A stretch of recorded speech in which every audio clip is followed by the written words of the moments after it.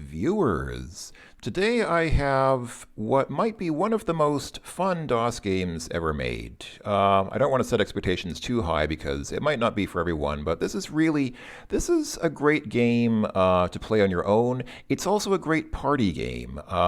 Let's go ahead and just get right into it. You might have seen it before. There are a few other people on YouTube who have made videos of it, but I think it's not very well known, and so I'd like to give it a little bit more publicity, even though it's a very old game. It's simply called Sleuth. And yeah, you can see it's from, wait, is there a copyright date somewhere here? I do not see a copyright date on this screen, but I believe this is from 1983, if I'm not mistaken. So yeah, this is a pretty old game. You can see it's by Eric N. Miller. Let's go ahead and take the game's advice and press any key to begin the game. So yeah, there we go, copyright 1983, there we go. So I'm going to go ahead and press C to review the instructions, but I won't actually read all of these aloud. I'll let, if you want to read them, you can pause the video. I'm just going to go ahead and just jump through these, and we will figure out how to play the game while playing it. So the two options here, you can play Basic Sleuth or Personalized Sleuth. Personalized Sleuth is the same game, it just lets you type in the names of the characters. So that's why I say this is kind of a fun party game. If you're playing with a bunch of people, what people like to do is put in the names of everyone present, and then they can kind of say, oh, this person did that, and it's kind of like playing with your friends. But I'll just go ahead and play Basic Sleuth because I'm playing alone today. I'll let the game fill in the names. So the first name that we see is Esther Brisbane. She was tragically murdered only hours ago. Well, it says brutally murdered, but I prefer to say tragically. The body was removed by persons unknown from the murder scene. You are standing at the front door of the Brisbane estate. The store is open. So this text is always the same. Or pretty much, the same idea is always here. It's just the names of the people are different sometimes. So the game works kind of like, it's a combination of a few different types of games. So I'm moving with the arrow keys. So that little yellow thing that's moving, that is our character. And we're actually a detective who is here to solve the murder. So it's kind of like, there we go. We're in the conservatory. There's a baby grand piano here, a marble bust of Beethoven, and Gerald Brisbane sits at the piano playing a somber concerto. So the way this game works, it's basically like Clue, or I think it's called Cluedo or Cluedo or something like that in the UK. But basically the object of the game is you need to figure out three things. You need to figure out who is the murderer, what's the murder weapon? Well, what and where is the murder weapon? And where was the murder committed? So who's the murderer? What's the murder weapon? And where did the murder take place? The last one is usually more difficult. Figuring out the murderer is usually not too difficult. And finding the murder weapon is usually not too difficult, depends on how lucky you get, but anyway. Okay, let's not get ahead of ourselves. So basically, there are 6 people still alive, so one person died and then there are 6 people still living. If you want to see the names of people, you can just type in guest list, and this will show you the remaining 6 people who are still alive on the estate. And one of these is the murderer. So right now we see Gerald here. So basically when you meet people in this game, what you're supposed to do is question them. You can type question Gerald, but actually it works out just fine if you just say question. Because in any situation, there's only one person in a room at a time. Obviously, in real life, you could have several people in a room at a time, but in the game, there's only ever one person in a room at a time, and so you can just say question, and it's implicit whom you're talking about. So Gerald turns away from you and murmurs, I spent the entire evening with Victoria in the kitchen. I'm just so shocked by this whole affair. Murder is such an ugly business, don't you think? Of course, I've heard that David doesn't share my opinion on that point. So basically, in all these cases, when you question these people, what you really need to just make a note of is where they said they were and whom they said they were with. So I'm going to go ahead and take a note. This is important to note down or remember it, but it's easier obviously just to write it down. So Gerald says he was with Victoria in the kitchen. The rest of this text doesn't really matter. I know often they will start accusing others and saying, I think that other guy or person might have been the killer.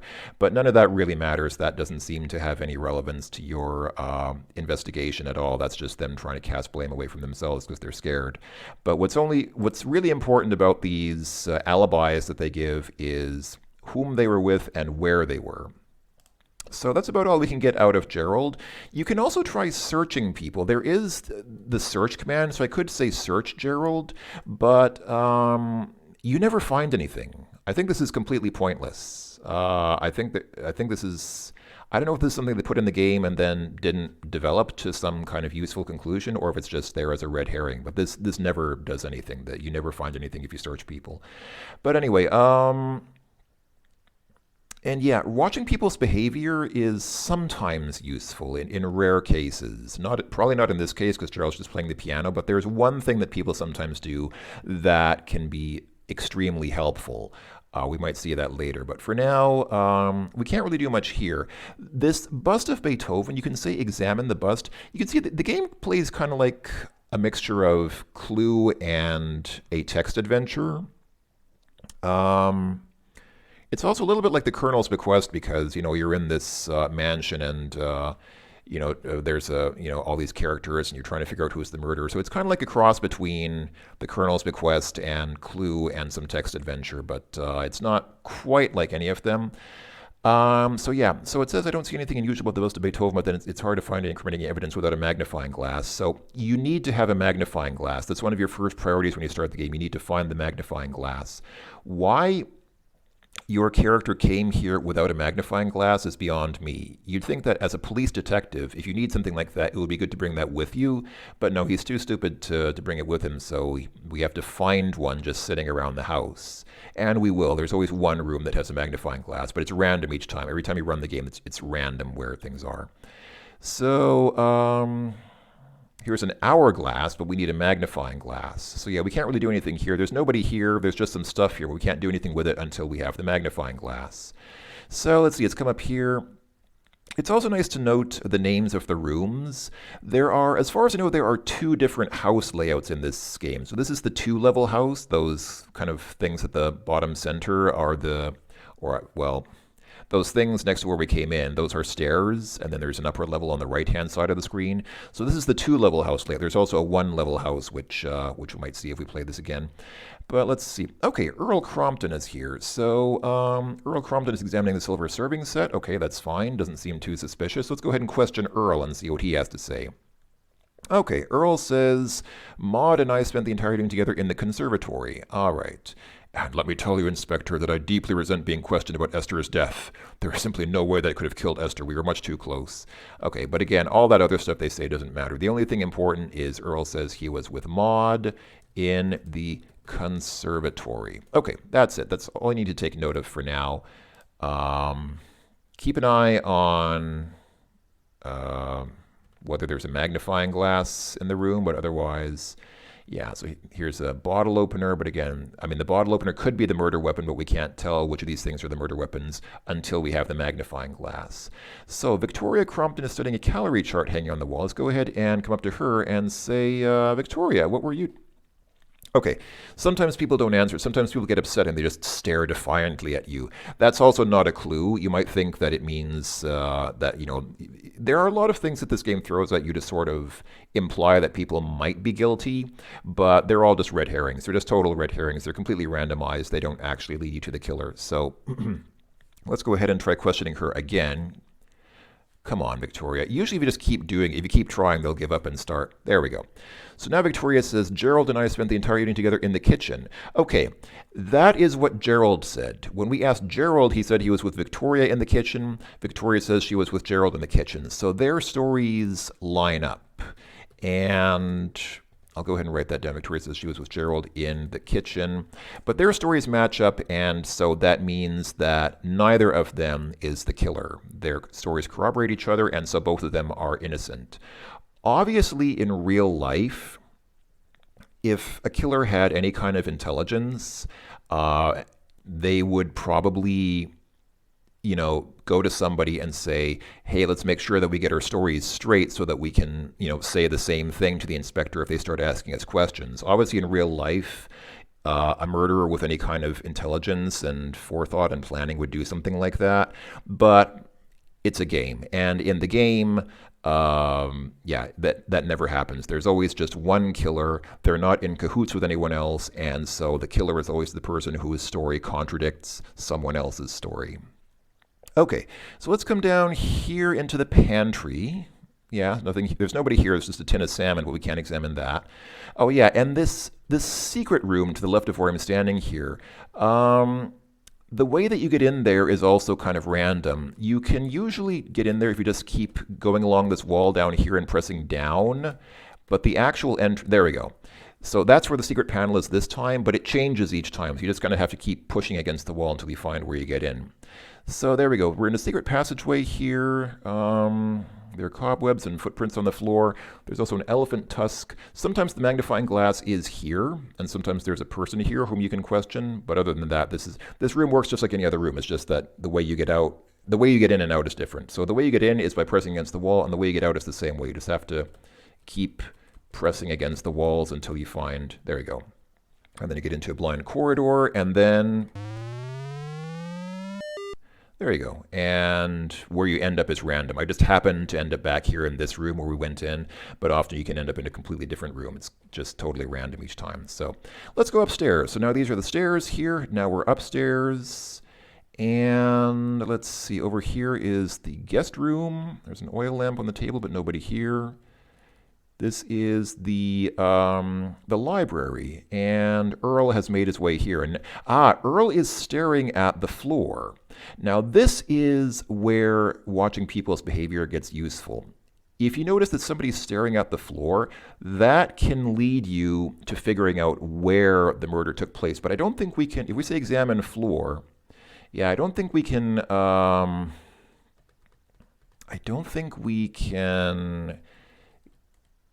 do anything with that. Okay, here's the magnifying glass, finally. So let's go ahead and get the glass. We're now carrying the magnifying glass. Again, this police inspector really should have brought the magnifying glass with him, but he didn't. He or she. I mean, I guess we're kind of gender neutral, so we could be a female as well, but yeah. Now, okay, Earl is gone. I don't know if you can say examine floor. Yeah, this is usually what it says if you try to examine the floor in a room. The way that you need to find the murder scene is to watch for people staring at the floor, and then you can go up to them and say examine floor. And then if you do it while they're looking at it, then you see bloodstains on the floor. But you can't do it without somebody staring at the floor usually. Also notice it says the murderer has grown suspicious of your investigation. So you are time limited in this game. You can't just take forever to solve the murder. After a while, the murderer will get suspicious of you and try to kill you. So we need to make a little bit of haste. You do need to hurry a little bit, or sometimes more than a little bit. Okay, so now, Edward is staring at the floor. So before we do anything else, let's go ahead and say examine floor. Oh, hey, okay, there seem to be bloodstains on the floor. This must be the scene of the murder.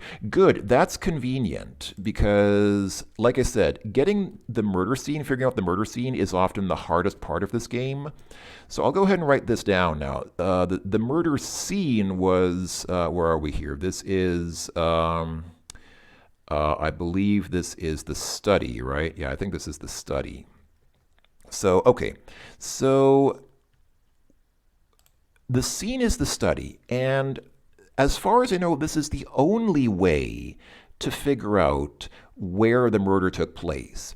It's kind of annoying because there's no other, again, there are a lot of red herrings. Sometimes you'll find a broken mirror, and you might think that, that's a sign of a struggle, or you might find other things that are broken, like sometimes there's a broken flower pot or a broken bottle of shampoo in the shower. But it's all just red herrings. The only reliable way that I've found to figure out the scene of the murder is to watch when people are staring at the floor, and then when they're doing that, assuming you have the magnifying glass, go up to them and stare at the floor yourself, and then you'll see bloodstains on the floor. So this is good. So we figured out the scene of the murder. That's good. That's usually the hardest thing to do. We haven't figured out the murder weapon or the murderer, but hopefully we'll get there. So let's go and question Edward. Okay, so Edward looks up from the floor and says he spent the entire evening alone in the library. Okay, so you might think that it's suspicious if somebody says they were alone the entire night. Theoretically, that could be the murderer, but I can say in my experience, it's the person who says or a person who says they're alone has never been the murderer. So I'll go ahead and write down. Edward says he was alone in the library. In real life, of course, that doesn't make somebody innocent or guilty, but in the game, I think the only way that could clash with somebody else's story is if somebody else says they were in the library with someone else. So if two other people say they were together in the library and then Edward says he was alone in the library, then his story would conflict with theirs. But in practice, I've never seen that happen. So I think it's unlikely that Edward is the killer at this point. Okay, did I examine that pewter mug? Hold on, examine the mug. Oh. Okay, well, that usually doesn't happen. The murder weapon is usually not in the same room as where the murder happened. Obviously, it can be, but it's random. So, okay, we just got really lucky this time. Okay, well, let me go ahead and make a note of that then. The weapon is the mug in the, what room was this? I believe this was the study, right? If we just move... Yeah, we're in a well-appointed study. Okay, that's great. So we found the weapon and the scene. That's lucky. This is just dumb luck. That's one of the problems with this game. One of the things that I kind of dislike about the game is a lot of it is just total luck. Just when you happen to find the magnifying glass and when you happen to find the weapon and the place, the murder scene. It's really just dumb luck. But, okay, we do need to hurry a little bit because... Okay, Maud is here. So let's go ahead and question Maud. So Maud says she spent the entire evening with Earl in the conservatory, and Earl said he spent the evening with Maud in the conservatory. So again, Maud and Earl, their stories corroborate each other. So Maud says she was with Earl in the conservatory. Well,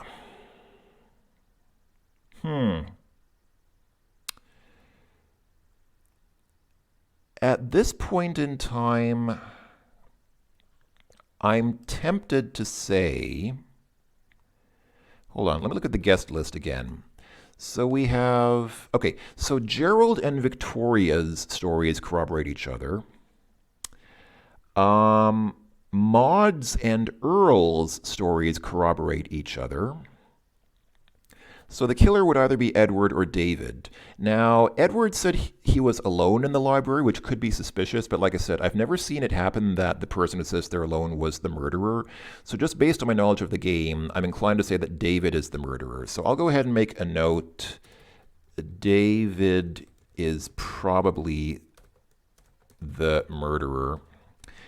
And the only way we could verify that is if we could find David and ask him for his alibi. But I'm a little cautious of doing that now because it says the murder's grown suspicious of your investigation. So at some point in time, the murder is going to catch up to us and kill us. So rather than wait for that to happen, I'll go ahead and take a chance on saying that David is the murderer, because otherwise we are going to get murdered ourselves. So we're in the room where it happened. So what you need to do when you want to make an accusation, when you want to actually conclude who the murderer is, you need to quickly get the murder weapon. And you don't want to do this too early, because if the murderer spots you carrying around the murder weapon, that will probably inspire them to kill you more quickly. So to kind of alleviate people's suspicions and make them think that you're not too hot on their tail, you usually want to leave the murder weapon where it is rather than pick it up and carry it with you. But when you figure out who it is and what the weapon is and where the scene was, then what you want to do is take the murder weapon, go to the scene of the murder, and then say assemble, to assemble all the people. I think you can also say gather, assemble. I think both of them work. So you need to be in the room where the murder happened. You need to be in the scene of the murder. And you can say assemble or gather. There we go. The suspects all have gathered here in the study to hear your accusation. The door is now locked. And now, the big moment of truth, you say accuse person. And I said, probably David. So let's see. Now is the moment of truth. Yep. David Malone turns toward you and glares. Yes, I killed Esther, and if the others weren't here, I'd kill you too. This whole investigation of yours has really put a damper on my weekend plans, Inspector. The case is closed after 258 moves. You now rank as a professional sleuth. So your ranking at the end is based on how many moves it took you to solve the crime. I got lucky here. 258 is a pretty good score.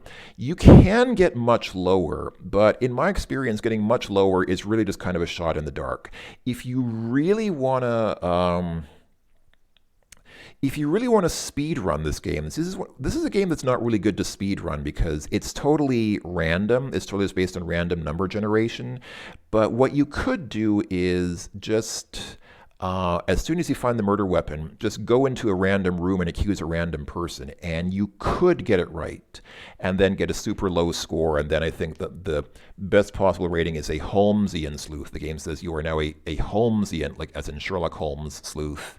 But that's just dumb luck. There's no real way to do this faster, as far as I know. You have to, if you want to do it properly, you have to go through every room until you find the scene and until you find the weapon, and then question every person until you're sure of who is guilty.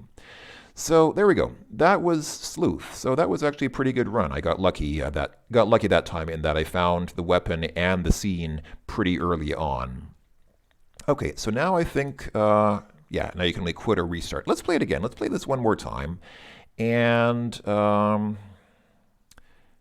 we want to do personalized? Let's do personalized sleuth. Let's have a little bit of fun and just say, let's see, who is suspect number one? Suspect number one can be, I don't know, let's say King Graham. Here you can only type in uppercase. King Graham. Suspect two is then Queen Valenice. Suspect number three would be, I guess, Princess Rosella, and 4 can be Prince. Oh, Prince is too similar to Princess. Try a different name. Okay, well, does he have any other titles? Gwydion Alexander. So number 5, let's see, who else? Cedric Owl. And who else? Crispin Wizard. Okay, there we go. Oh, we need a 7th. That's right. So there are 7 people. One of them will be murdered, and one is the murderer. Who's left? Let's do the Yeti. Abominable Snowman. There we go. Okay. Oh, King Graham is the one who got murdered. Well, that's a pity. Okay, so King Graham was murdered only hours ago. Oh yeah, and this is the one floor house. So this is the layout for the single floor house that I mentioned. So this has no stairs. I guess these are kind of stairs. Yeah, these are stairs, but they don't go to a different floor. There's just one floor. Okay, so let's go ahead and start exploring. So this is the sewing room. Sounds cozy. The description is cozy, but there's nobody here, nothing we can use here right now. Okay, there's a parlor here with a silver teapot. Okay, still nobody there. This is the vault. Okay, so right now there's nothing funny going on in the vault. Often here in this vault, there will be a drill and a bunch of holes in the safe. So obviously somebody broke into the safe. And sometimes you'll see people trying to pick the lock on that roll-top desk. But even stuff like that is not anything relevant. All that's just red herrings. If you see somebody trying to pick the desk, you might think, well, okay, that's kind of suspicious, but no, that does not tell you who the murderer is. Okay, so far we've not met anyone. Okay, here we go. Oh, here's Gwydion. Okay, let's go ahead and question Gwydion. Hey, Gwydion, where were you? So Gwydion says he was, I'll go ahead and write this down, he was with the abominable snowman in the kitchen. Okay, so that's his alibi.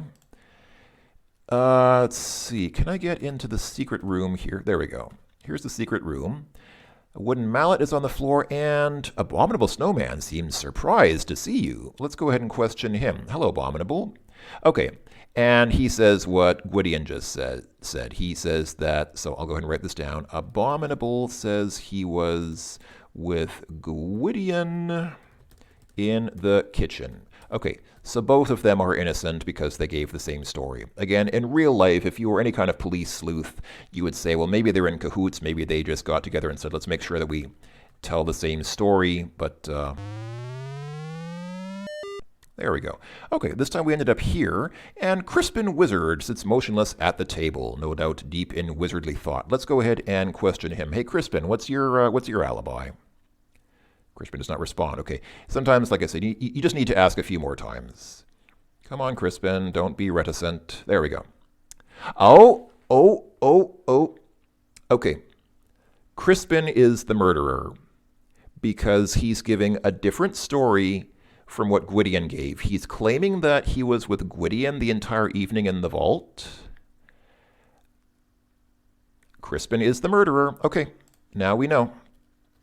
I will go ahead and write that down. Murderer is Crispin. Okay, and we don't even need to really ask the other people. I mean, if we run into other people, we can still ask them for their alibis. We don't need to, because we know for sure that Crispin is the murderer because Gwydion didn't say that he was with Crispin. So there you go. That's how you figure out the murderer usually. Here we go. Princess Rosella is here looking through the refrigerator, but here is the magnifying glass. Let's go ahead and get the magnifying glass, and we could talk to Rosella since she's here, but again, there's no need to. It's actually kind of pointless. Okay, let's go ahead, and we need to start looking for the... we know the murder, we need to find the murder weapon, and we still need to find the murder scene. So here we have a marble bookend. Let's go ahead and examine the bookend. Okay, it says it's quite heavy, but that's all. So it's not the murder weapon because it would say it's the weapon if it were. Cedric is lounging in the hot tub. Okay, so a soap tray sits next to the jacuzzi. Let's see. Let's examine the soap tray. Nothing special about it. And can we examine the mirror? You can see yourself in the mirror. Like I said, sometimes this mirror is shattered and it'll say the mirror is broken, but that's not. I don't think that's a clue. I don't think that tells you that that's the scene of the murder. Ooh, Crispin is here dancing a solitary dance. Let's see, can we examine that mask? Seems to be a likeness of the Grim Reaper. Okay, fair enough. All right. Was there... There's another mirror here. Let's examine this mirror. Smudged with lipstick. Okay, but not blood, so it seems to be in the clear. Okay, and here there was a wooden mallet on the floor. Queen Valenice is cowering in a corner of the passageway. I don't know why they sometimes have people doing that, but they okay, anyway. Examine mallet. Nothing unusual about this mallet either. Okay, so let's see. A reading lamp. Let's examine that reading lamp. The electrical cord is badly frayed. It looks very dangerous. Okay. I mean, they could have electrocuted the murder victim and that wouldn't have left any blood, but no, it doesn't work like that in this game. Okay, so we've entered the parlor. You can see the front lawn through the window, an antique silver teapot. Let's take a look at that teapot. Aha. Okay, this is the murder weapon. So I'll go ahead and make a note of that. The weapon is the teapot in the, what room is this? Leads to the parlor. Okay, that was the parlor. Okay, so the teapot in the parlor in the lower left of the screen. Okay, so we know two things. We know the murderer. We know the weapon is the teapot sitting in the parlor, but let's not pick it up just yet because that will make Crispin get very suspicious of us.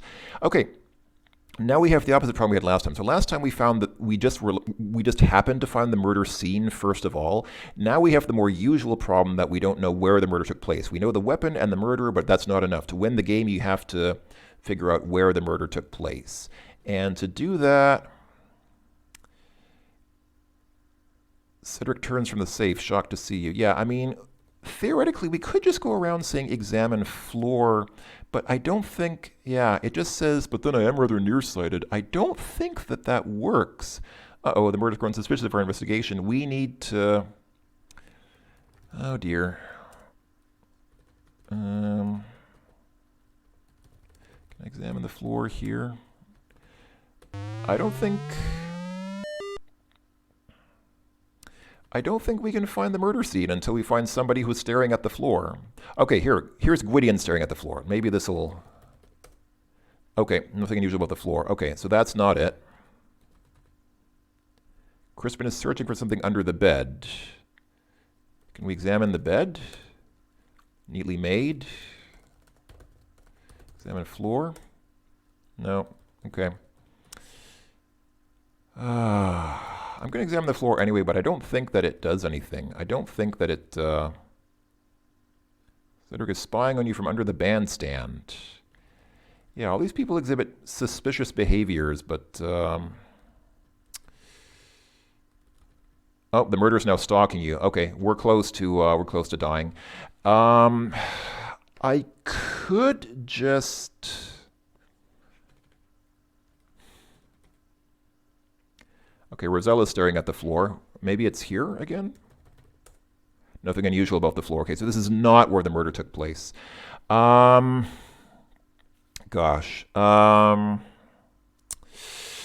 Okay, we know the murder scene is not here. I think I'm just going to have to take a guess, and I'm probably going to be wrong because there are, what, 1, 2, 3, 4, 5, 6, 10, yeah, 10 rooms in this house. So it's any one of the 10 rooms, but it's obviously not this one because it says there's nothing unusual about the floor. So I'm just going to have to take a guess. Just take a wild guess and probably be wrong about it because the murderer is going to kill us soon. Crispin's going to kill us soon. So let's just go ahead and take the teapot. We're now carrying the murder weapon, and the murderer wasn't there, so maybe, I don't know, let's say the ballroom, that room at the top here. This is the ballroom. Let's just go ahead and assemble everyone here. Assemble everyone here, and I'm probably wrong about the location, but yeah, what can I say? We're not going to win if this is the wrong place, but I know for sure who the murderer is. So, like I said, accuse Crispin. Yep. So Crispin says, "You fool! Yes, I used the teapot to get rid of King, but I did in the dining hall, not here in the ballroom." Okay, so yeah. Like I said, last time I just got lucky enough that I happened to find the murder scene really quickly. Usually it's not that easy. So, yeah. Let's play one more time, shall we? How long is this video's already gone on for about half an hour, but let's play one more time real quick. Let's go ahead and just play basic sleuth. Okay, so Vanessa Shore has been murdered. Let's go ahead and just jump right in. Okay. William is knitting some nondescript item. Let's go ahead and question him. William says he was alone in the ballroom. So, again, the person who says they're alone is usually not the killer. Harriet is reading a newspaper. Let's go ahead and question her. Okay. Harriet says she was with Carlotta in the parlor. Okay. All right. Which is this room. Okay. Here's the vault. John Levy is here. Yeah, see what I mean?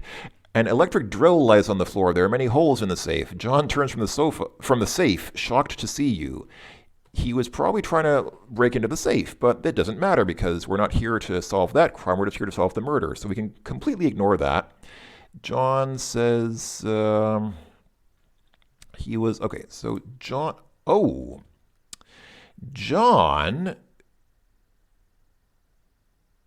oh, right, okay. Wait. John says he is with William in the ballroom. Didn't William say he was alone in the ballroom? I'm pretty sure I did. That's what I wrote down. William said he was alone in the ballroom. So something is not matching up here. Interesting. Okay, I suspect John is probably the murderer then, because if William had been with John, then William would have said he was with John, but John says he was with William, so I'm thinking John's probably the murderer. And the fact that John was trying to break into the safe, I don't think there's any connection. I really think that the whole safe thing is just a red herring. I could be wrong. Maybe there is some correlation there, but okay. Margaret is here. Let's go ahead and question Margaret, just since we're... okay, so Margaret says she was with Daryl. Margaret was with Daryl in the butler's room. Okay. All right, let's get out of here. Okay. Oh, and speaking of, this is the butler's room, but there's nobody here, so we can't really do much right now. What here? A bright brass pot hangs from the ceiling. Carlotta is here. Ah, and here's the magnifying glass. So let's go ahead and get the magnifying glass. And can we examine that wet bar? I don't think you can kill somebody with a wet bar, but maybe you can. Who knows? Let's go ahead and question Carlotta quickly. Question Carlotta. So Carlotta says she was, okay. Carlotta says she was with Harriet in the parlor. Okay. And Harriet said the same thing. Harriet said she was with Carlotta in the parlor. So Harriet and Carlotta are both in the clear. Let's see now. Oh, and here's Harriet again, but we already questioned her. Well, now we can examine that train engine. Get the scale amount of the 20th century limit. Okay, that's not the murder weapon. Okay, yeah, see, here's a shattered bottle of shampoo on the floor, but I think that's just a red herring. I don't think that that is the some sort of herbal formula. Examine the mirror. Yeah, if we examine the floor, yeah, I don't think. Okay, anyway, what about here? A tuba sits unattended next to the bed. Examine the tuba. Slightly dented, but that doesn't make it the murder weapon, apparently. Oh, the murderer has already grown suspicious as far as investigation. Let's examine this mirror. Smudged with lipstick, but not blood. Let's examine the mallet here. Nothing unusual about it. Okay. How do I get out? There we go. Harriet is here. Let's examine that drill. Aha, okay. So the drill is the murder weapon. The drill in the vault is the murder weapon. Okay, so we got that at least. But I still need... Well, here's William. Let me just ask William again, just to make sure. Question. Yeah, he was alone in the ballroom. So William says he was alone in the ballroom. John says he was with William in the ballroom. I'm pretty sure that makes John the killer. Pretty sure. We just need to find the murder scene now. The murderer is stalking us, so I think we're going to die soon. Yep. John quietly locks the door behind you as you enter the kitchen. Let me satisfy your curiosity, Inspector. I killed Vanessa in the master bedroom with the drill, and now I intend to dispose of you. Goodbye, Inspector. Okay, so I was right. John is the killer. Obviously, it was with the drill. And yeah, the location, we just didn't get it. We just didn't... I really would like to know if there's another way to find out the murder scene besides just waiting until you see somebody staring at the floor. It would be nice to not be dependent on that to find the scene, but I really think that's the only way that I've figured out to figure out the murder scene. So anyway, that is Sleuth. It's, like I said, it's fun for a while. After a while, you get frustrated by how hard it is to find the murder scene and by how kind of trial and error it is, how chance-based it is.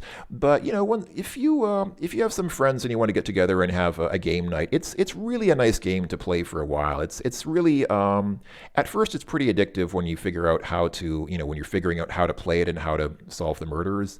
Later on, like I said, when you find out how based on chance it is, it's a little less fun after that, because then it's just like, okay, it's just total random chance. Do I find the place or not? Do I find the murderer and the weapon or not? But still good fun. Still a really great game. I really enjoyed this game. I played it years ago, and I just realized, wow, I haven't played that game in years. Let's make a YouTube video of it. So there you go. Here is a YouTube video of Sleuth.